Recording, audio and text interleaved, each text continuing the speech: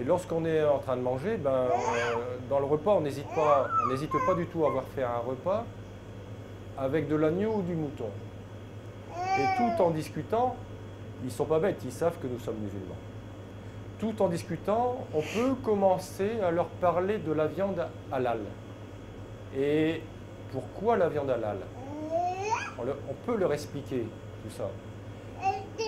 Et quand on leur explique bien, comme je suis naturopathe, j'arrive à bien leur expliquer ce que véhicule le sang dans nos veines. Et qu'une fois que l'animal est complètement vidé de son sang, je commence par là, je ne parle pas tout de suite de l'égorgement. Une fois qu'il est complètement vidé de son sang, eh bien il n'a plus toutes ces informations. Parce que le sang, dedans, il y a des toxines, mais il y a aussi toutes les humeurs, tout ce que l'être humain ressent, mais aussi ce que l'animal ressent. Les peurs, etc. Tout est dans le sang.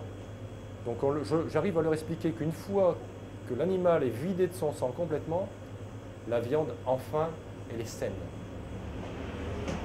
Et là, ils nous répondent, oui, mais vous égorgez et l'animal, il se débat. Je dis non, non, non, non, non, on va vous expliquer.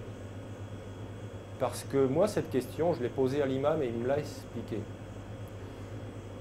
Je leur dis, lorsqu'on égorge l'animal, déjà, d'une part, on le respecte. Et on l'égorge avec un couteau très bien aiguisé, en une seule fois. Et lorsqu'on l'égorge, on dit « Bismillah », qui veut dire « au nom d'Allah ». Et là, la bête, elle tombe, et je leur dis, vous pourriez souvent être surpris de voir que le mouton ou l'agneau, au moment où il va approcher, il va lever sa tête, comme s'il savait qu'il était prêt à être égorgé. Il tombe par terre et le sang s'écoule. Et au bout d'un moment, les pattes, elles se mettent à bouger. Et ça, c'est un phénomène naturel chez l'animal. L'animal ne souffre pas.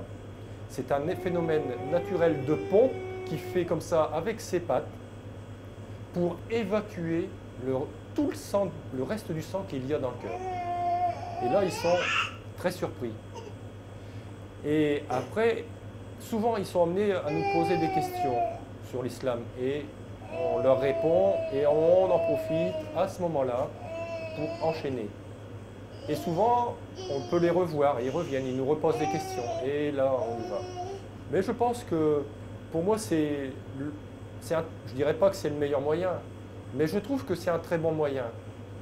Parce que le jour où j'ai pensé à ça, j'ai pensé à l'imam Ratabi, qui m'a dit « L'islam, c'est une religion… comment il m'a dit?